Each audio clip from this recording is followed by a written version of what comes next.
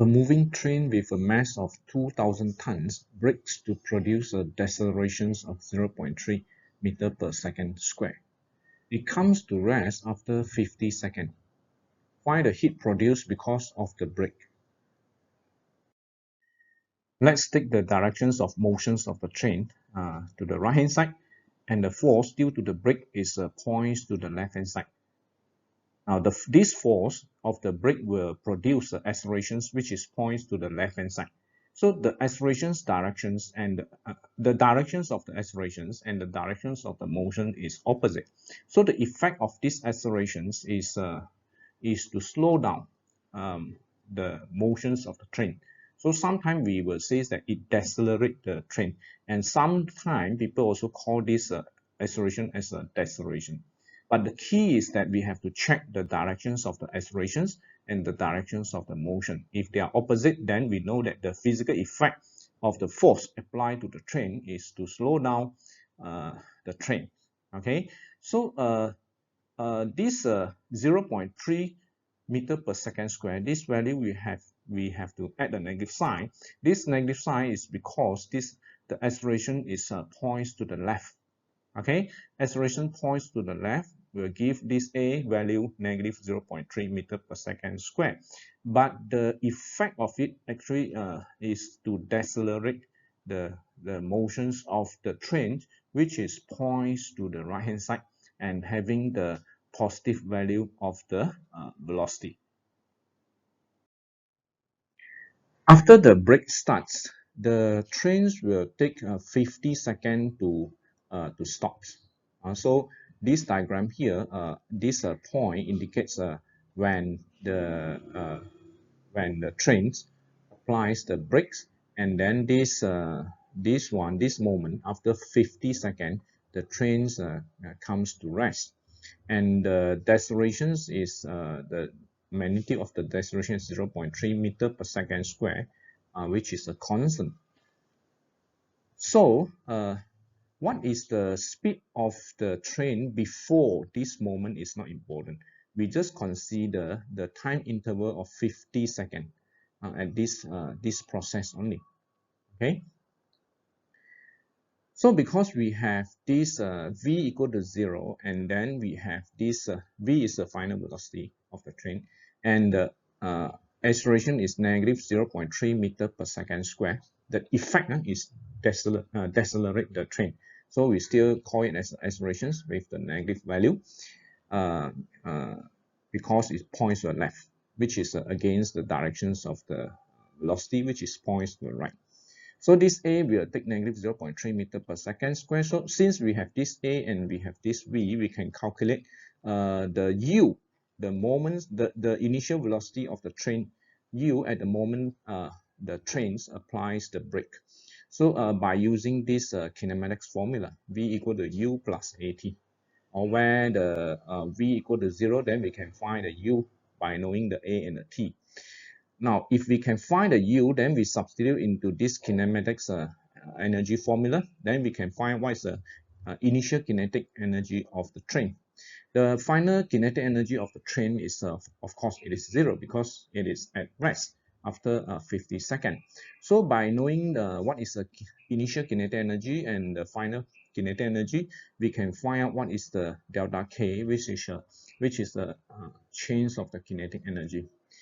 And of course, based on this formula, we know that the change of kinetic energy is negative value. But this change of kinetic energy will produce the heat. It will transform into heat. Okay, this heat Q, we can calculate its magnitude by taking the magnitude of the change of the kinetic energy.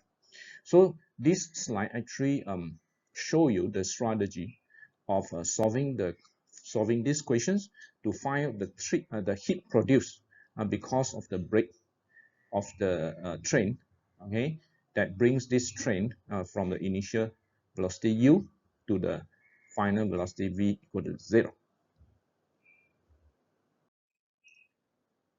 Based on the strategies of the solving problems that we proposed just now, we can now start to do the calculations, mathematical calculation.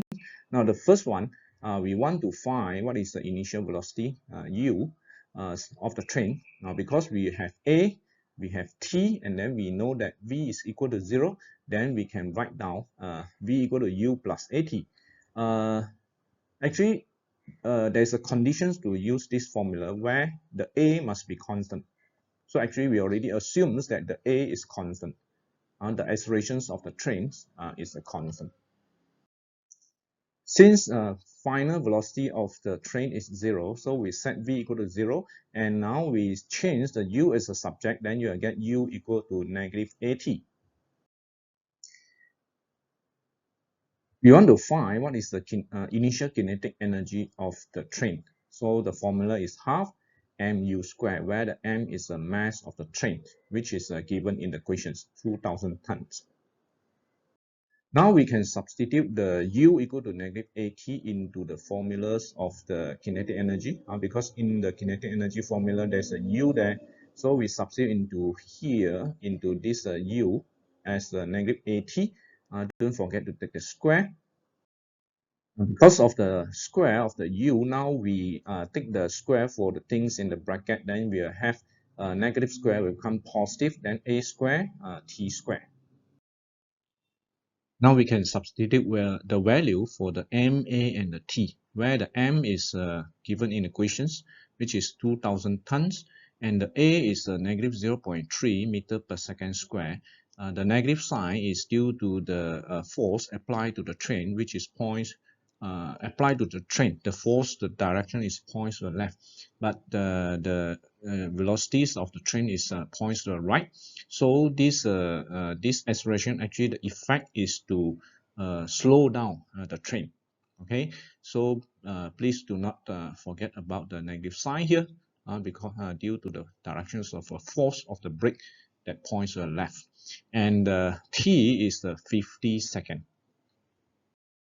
So from the calculations, we know that the initial kinetic energy is 2.25 times 10 to the power 5 joule.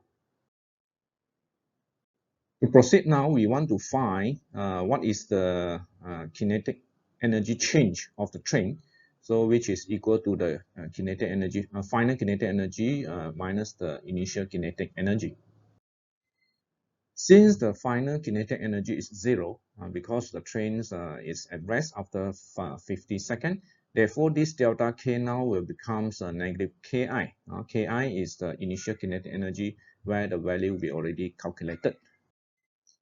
Therefore, we have delta K equal to negative 2.25 times 10 to the power 5 joule. The change of the kinetic energy will be transformed into the heat. So to find the heat produced by the because of the brake, then the Q, we set the Q equal to magnitude of the delta K. We don't consider negative sign here, and then we just consider the magnitude of the delta K to find the heat produced due to the brake. So finally, we can get the Q, the heat produced because of the brake, equal to the magnitude of the change of this kinetic energy, which is equal to 2.25 times 10 to the power 5 joule.